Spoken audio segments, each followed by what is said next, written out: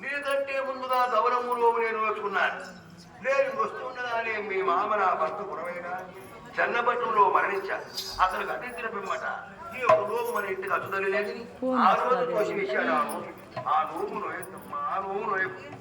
మరి ఇదే పవిత్రమైనటువంటి పుణ్యకాల ఘట్టంలో మహాతల్లి శ్రీ కావమ్మ దేవత గౌరీదేవి నోము ఆచరించేటువంటి శుభ సందర్భంలో మరి అమ్మవారి పసుపు కుంకాలకు నోము ఖర్చులకు కాను మరి చల్లని పుణ్యాత్ములు మన సహోదరులైనటువంటి మరి చిన్నస్వామి గారు కూడా శ్రీ కావమ్మ దేవత పసుపు కుంకానికి నోము ఖర్చులకై కావమ్మ పేరు మీద 116 రూపాయల విరాళంగా సమర్పించున్నారు. ఆ మహాతల్లి శ్రీ కావమ్మ దేవత వారిని వారి కుటుంబ సభ్యులను ఆయన ఆరోగ్యములిచ్చి అష్టాయశ్రములిచ్చి ఎల్లవేళ సర్వదా కాపాడి రక్షించుగాక.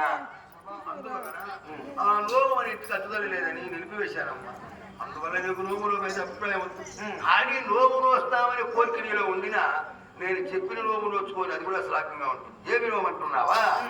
అమ్మ కార్తీక పౌర్ణమి నోము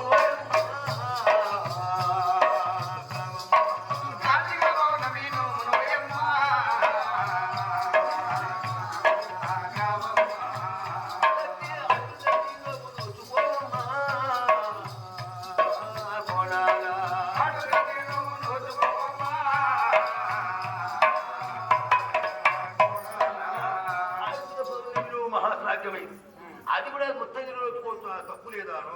కార్తీక పౌర్ణమి నోము అట్టు దగ్గర అంటే ఆ నోములు వస్తూ కూడా మహాశ్లాఘంగా ఉంటుంది. కానీ అట్లా నీకు నోముల మీద అభిప్రాయం నోయాలనుకుంటే అమ్మ మరి అంటే ఆ నోము నోయరాదమ్మా.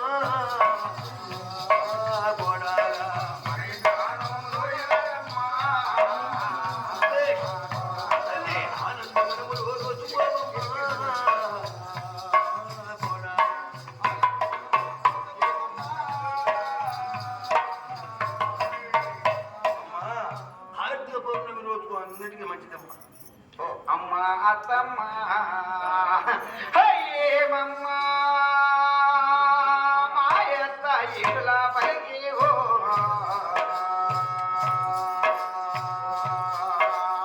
అత్తమ్మ మాయత్త ఇట్లా పలికి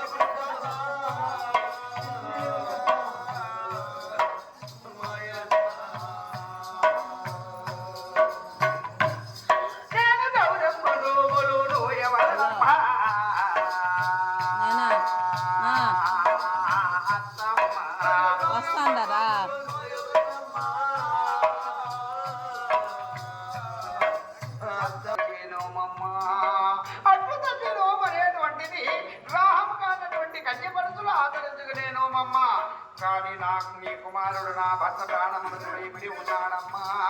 నా భర్త 100 ఏళ్ళ ఆయుష్వంతుడు కావాలనుకున్నా అటువంటి గౌరీదేవి నోమును ఆచరించి 100 ఏళ్ళ ముత్తైదతనం పొందాలని ఆశ కోరిక చేస్తున్నానమ్మా.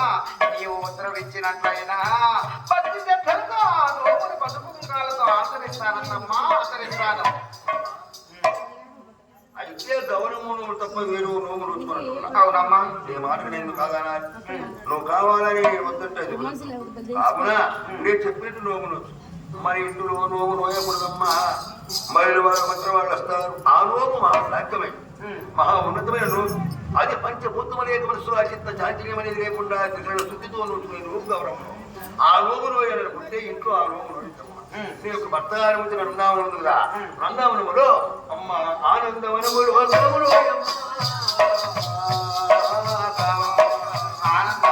నోములోయమ్మ